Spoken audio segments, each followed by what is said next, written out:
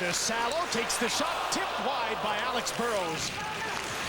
Henrik Sedin, Daniel Sedin, Salo shoots up high, missed the net, and the puck ricocheted off the glass, out of play. Well, Nikolai Khabibulin started this whole play by, instead of giving it back the other way to his defense, and now he's talking with Seabrook and Keith there, he gives the Vancouver Canucks second chances, and Khabibulin has no idea where that puck is. I mean, that's just a blind shot that he can't see. He tries to get back in his net, just goes down, and that one just goes by on his glove side. That was a tough one for Sami Salo at one time. So Alex Burrows gets the power play time instead of Steve Bernier with the Sedins for now. Here's Daniel Sedin, got by Bolin, leaves the puck to Salo. He waits for the screen and shoots just wide of the net. Henrik Sedin trying to get the puck to Daniel. In front for Burrows, he can't control it. Cleared but not out. Bieksa holds it in. Daniel Sedin for Henrik. Burrows and Walker work against each other in front of the net. Burrows comes to the puck. Here's Salo. Can't shoot, so he gets the puck to Henrik. To Daniel, one-timer just goes wide of the net. Kevin Bieksa. Burrows is a preoccupation for Khabibulin in front. Daniel Sedin.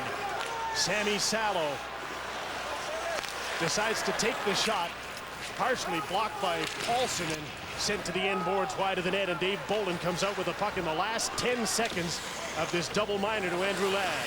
You're right, Burrows effectively getting positioning in front of Khabibulin, but the problem early on here for the Canucks is missing the net. They've had 4 or 5 great chances that they haven't been able to hit the 4x6. There's Kyle Wellwood trying to get by Duncan Keith, who bulldogs him, and there'll be another penalty here. Duncan Keith is going to go for tripping Kyle Wellwood, and Vancouver's right back on the power play. They just had 4 minutes and didn't get a shot. Wellwood on Keith, stick between the legs, tripping to Duncan Keith on Hockey Night in Canada. As the Canucks are set to go on the power play again, it's the Pacific Vipers in our Subway Restaurants buyout tonight. The Vipers, an elite Lower Mainland select team that Troy Brouwer, Colin Fraser, Brent Seabrook, and briefly Andrew Ladd played for his kids in the spring and summer. What are the odds the BC boys would all end up playing on the same team in the NHL? A lot of people in the crowd tonight will be careful who they boo, because it could well be a family member, Jim. And there's more of a Western Canadian presence on the Chicago Blackhawks than there is on the Vancouver Canucks. Big opportunity again for Vancouver, and not only a penalty, but Duncan Keith, a good penalty killer, is off. Here's Alexander Edler. He's got a screen, takes the shot. Khabibulin made the save with Kessler in front, and the Blackhawks were able to clear the rebound. Yeah, Khabibulin's really having to fight through to see that puck, and that one had a good chance of going up and over the shoulder, but because he was tight to the screen, he was able to get an arm on. Pavel Demitra with his shooting. He's got Sundin, Kessler, Wellwood, Alexander Edler with him on the power play. Wellwood to Ryan Kessler. Alexander Edler, slap pass into Pavel Demitra. That's Sundin. Kessler's at the side of the net. In comes Edler, but he backs off. Kyle Wellwood. Edler can't shoot it. Wellwood spins away from a check, fakes a shot. Sundin, Demitra scores!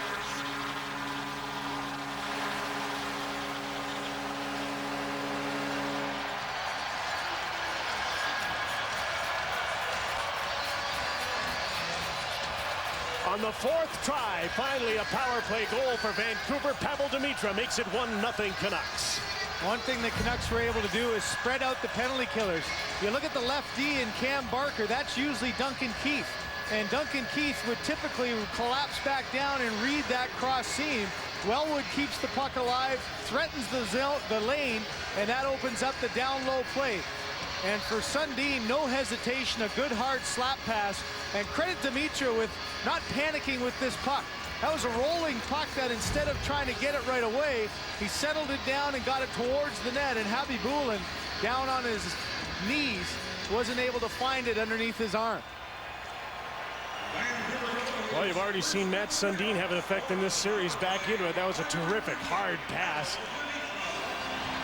Demitra from Sundin and Wellwood at 15-22 on the power play. You just can't afford to keep taking those penalties on the road. Even though nothing was going well early for the Canucks, you give them another chance. There's Marty Havlat. Because of all of these penalties taken by Chicago, there's a lot of players on both sides who haven't been off the bench in quite some time. Duncan Keith and Seabrook back together again against the Sedins. But Vancouver starts a change. Intercepted pass. Had Rick too many. Rippon, they got away with too many, didn't they? Did they ever? They got away with 6 guys on the ice when they played that Rippon puck. came right off the bench and played the puck. Hordichuk with him. Ryan Johnson, a 4th line shift here for Vancouver. Christopher Stieg out with Ben Eager and Dustin Byfuglien right now, and this play goes offside Chicago. I'll credit the Canucks with taking advantage of 4 power plays in the first period. But they just, I'm sure Alain Vigneault knows he got away with one there, as clearly 6 guys on the ice playing the puck and no call.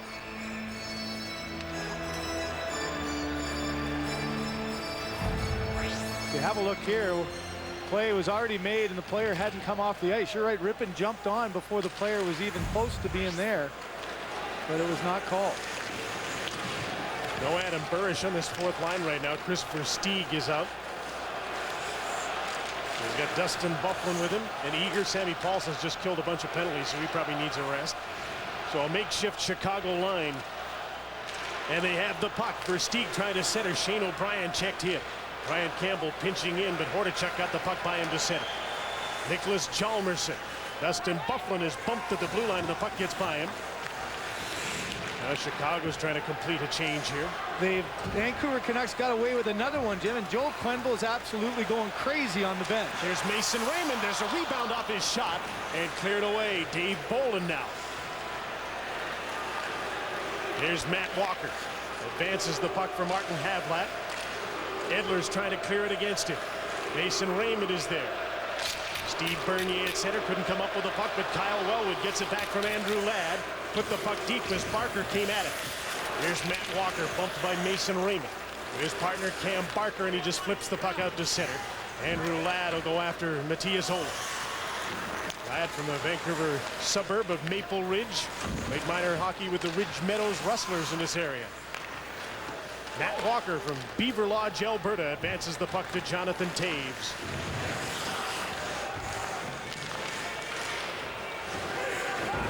Matthias Oland will jump to the loose puck in his own zone. The shots are 8-8.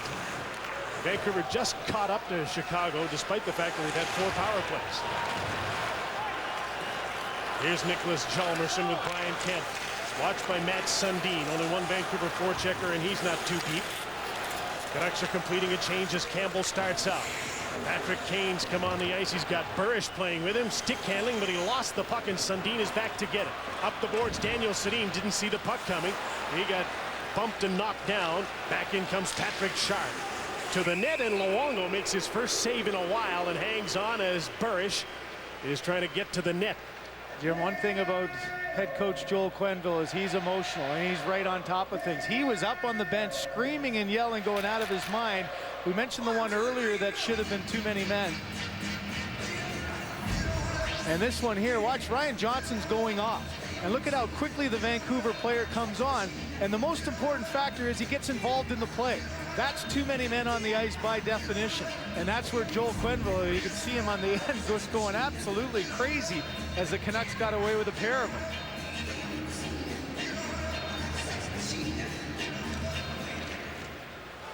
Rick Rippon came on and beat the other number 37, Adam Burish, on the faceoff. Ryan Johnson took a bump from Burish. Rippon's trying to come up with a puck and can't. Canucks turn it over at the attacking blue line. Ben Eager with Burish and Brouwer. The 4th lines back together and playing against each other. And out comes Vancouver trying to make it a 3-on-2. Ryan Johnson, that pass was an awkward one to take, and Hordichuk is just offside. Now, if you look at the matchup game, this is going to be a key one for the Canucks. Typically, this line doesn't play a whole lot. Joel Quenneville loves to play a 4-line game. And for Darcy Hordichuk, you know, a good start in this game. He's tested Ben Eager. He's gone after him. Nothing happened. You just have to keep the energy up if you're Rippon and Hordichuk and stay in the game. You can't take penalties like Rippon did on that first one. And if they don't take penalties, they'll get to play more, because Vigneault will try and match that line, and Chicago will play probably 9 minutes for their 4th line. Vancouver usually just plays 6 or 7. Kevin Bieksa gets the puck deep. Duncan Keith is back with Brent Seabrook. Sedins are on. That's the matchup that Joel Quenneville wants. Pass up the middle was tipped out to center by Christopher Stieg with Paulson and Byfuglien. Clearing attempt went off a skate, and Daniel Sedin flips the puck back in. His brother had to tag up now. Now they start a change. Yeah, the Canucks are going really short shifts, and I'm sure just late in the game, don't want to get caught tired, but also the 9 days off, keep everything fresh. Here's Dustin Byfuglien with a little room. His shot is caught by Roberto Luongo, and he hangs on. And the recurring theme here is Kevin Bieksa trying to keep Dustin Byfuglien away from Luongo. You know that Roberto Luongo knows exactly what to expect in this series. There's been much talk about Byfuglien. He knocked into him in their earlier game. And the one thing about Luongo is he's a student of the game. He knows exactly what to expect. He's relishing the fact that he's going deep into the playoffs. And right now, I think this has been a fairly good period for him. You wondered whether he'd show a little bit of rust. He made a couple of big saves, the biggest on the one of Havlat's chance. But this will be a good settle-in period for him if he can get out of it with a 1-0 lead. Bolland and Sundin to face off. Sundin actually won it. Blackhawks got it briefly. Wellwood dumps the puck in. Mason Raymond up against Brian Campbell. Bolland came back to help and cleared the puck around the boards. Sammy Salo cruises back after it with Andrew Ladd in hot pursuit. Steve Bernier knows he's going to get hit. Made the play to Salo. Willie Mitchell to Mason Raymond. Tipped the puck and he got it by Bolland and out. Hjalmarsson off the boards for Andrew Ladd with Havlat and Bolland. Bolland with some room. Can't shoot because time runs out in the first period and Vancouver has shaken the rust. The rest is over and they're up 1-0. Dimitra from Sundin and Wellwood. The scoring play for Vancouver on the power play. Coach's Corner with Don Cherry and Ron McLean coming up on Hockey Night in Canada.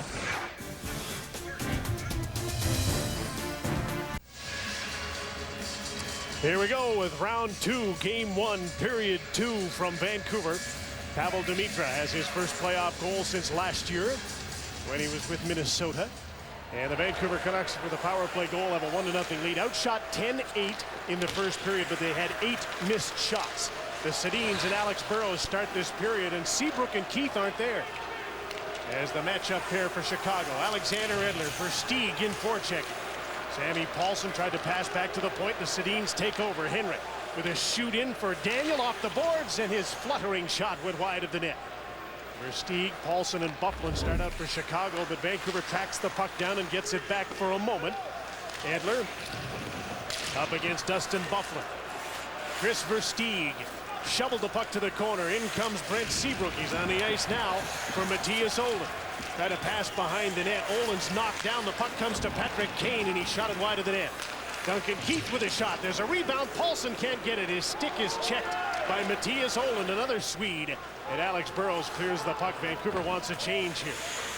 You can bet they'll be careful with their changes now. Yeah, a lot of talk in between at the end of that period with Alain Vigneault and Bill McCreary, and then at the start of this period with Joel Quenneville and the linesman.